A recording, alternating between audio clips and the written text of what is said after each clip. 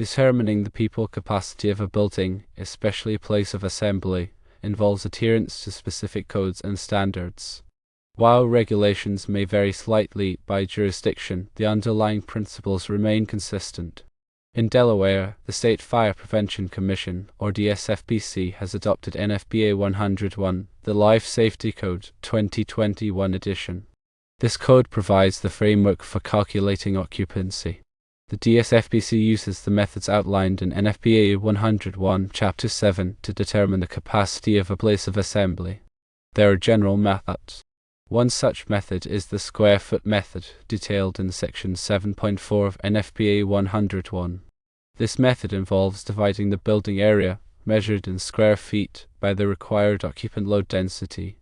The occupant load density is a factor that specifies the amount of space required per person and is found in Table 7.4.1 of NFPA 101.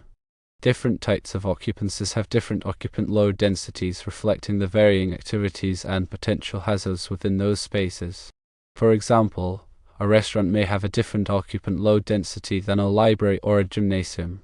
Another method is the exit capacity method, explained in Section 7.5. This approach focuses on the capacity of the exits from the space.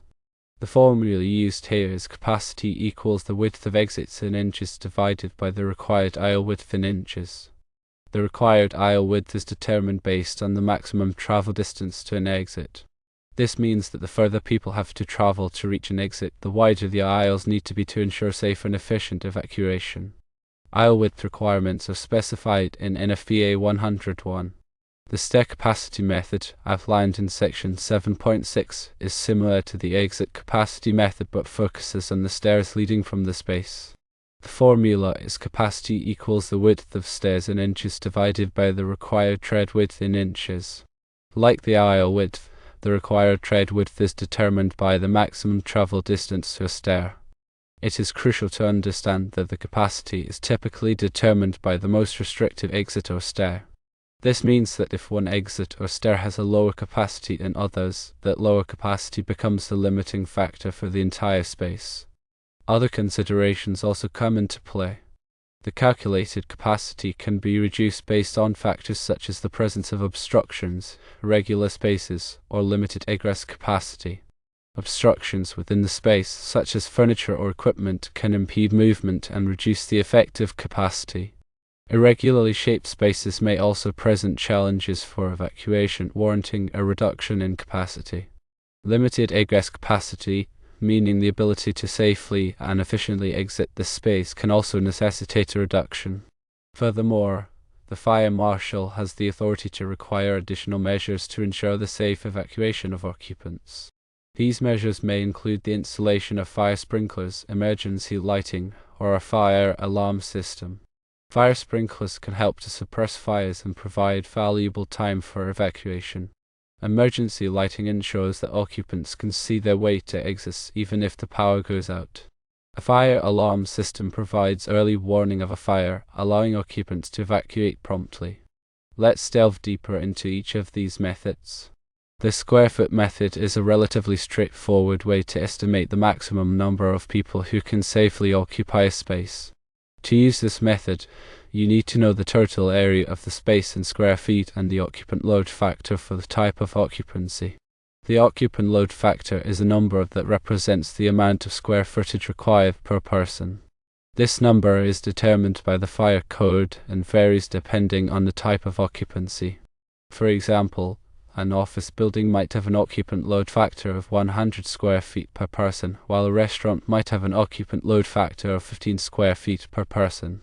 To calculate the maximum occupancy of a space using the square foot method, you would divide the total area of the space by the occupant load factor. For example, if an office building has a total area of 10,000 square feet and an occupant load factor of 100 square feet per person, the maximum occupancy would be 100 people. It is important to note that the square foot method is just an estimate. The actual number of people who can safely occupy a space may be lower, depending on the layout of the space, the number of exits, and other factors. The exit capacity method is a more precise way to determine the maximum number of people who can safely occupy a space. This method takes into account the width of the exits and the amount of time it would take to evacuate the space. To use the exit capacity method, you need to know the width of each exit in the space, the travel distance to each exit, and the required exit capacity. The required exit capacity is a number that represents the minimum number of people who must be able to exit the space in a given amount of time.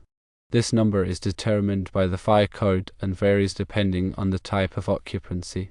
For example, an office building might have a required exit capacity of 0.3 inches per person, while a restaurant might have a required exit capacity of 0.2 inches per person.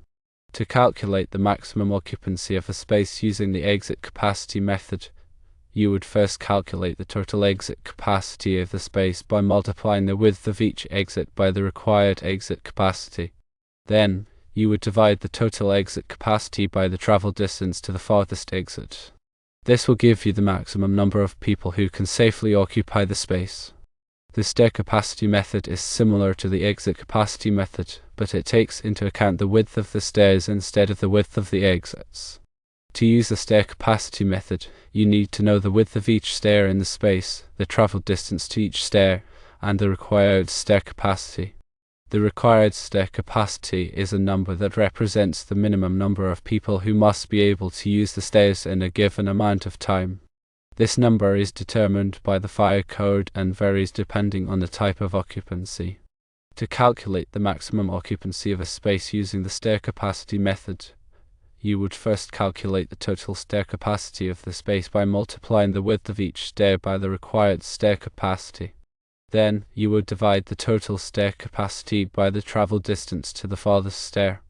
This will give you the maximum number of people who can safely occupy the space. Let's talk about other considerations. In addition to the square foot method, the exit capacity method, and the stair capacity method, there are a number of other factors that can affect the maximum occupancy of a space. These factors include the layout of the space, the number of exits, the presence of obstructions, and the availability of fire suppression systems. The layout of the space can affect the maximum occupancy by making it more or less difficult for people to evacuate the space in an emergency. For example, a space with a lot of dead ends or narrow corridors will be more difficult to evacuate than a space with a simple, open layout. The number of exits can also affect the maximum occupancy. A space with more exits will be easier to evacuate than a space with fewer exits. The presence of obstructions can also affect the maximum occupancy. Obstructions such as furniture, equipment, or displays can block exits and make it more difficult for people to evacuate the space in an emergency. The availability of fire suppression systems can also affect the maximum occupancy. Fire suppression systems such as sprinklers and fire alarms can help to control a fire and give people more time to evacuate the space in an emergency. The fire marshal has the final say in the maximum occupancy of a space. Fire marshal will take into account all of the factors mentioned above when determining the maximum occupancy of a space. The fire marshal may also require additional measures to be taken to ensure the safety of occupants, such as the installation of fire sprinklers or emergency lighting. Ensuring safe evacuation involves several key components. Firstly, adequate exit signage is crucial. Exits must be clearly marked with signs that are easily visible, even in low light conditions or during a fire. These signs should comply with local fire codes and standards. Secondly, emergency lighting is essential. In the event of a power outage, emergency lighting systems provide illumination to guide occupants to safety. These systems typically consist of battery-powered lights that automatically activate when the main power supply is interrupted. Thirdly, fire drills are vital for familiarizing occupants with evacuation procedures. Regular fire drills help people learn the location of exits, the sound of the fire alarm, and the proper way to evacuate the building. These drills should be conducted at least annually, or more frequently depending on the type of occupancy. Fourthly, evacuation plans should be developed and posted in prominent locations throughout the building. These plans should clearly show the locations of exits, assembly points, and emergency equipment. They should also include instructions on what to do in the event of a fire or other emergency. Fifthly, fire extinguishers should be readily available and properly maintained. Occupants should be trained on how to use fire extinguishers safely and effectively. Fire extinguishers should be inspected regularly to ensure that they are in good working order. Furthermore, it's important to remember that these methods are guidelines, and the fire marshal has the ultimate authority to determine the actual capacity of a space. They may take into account other factors specific to the building and its use.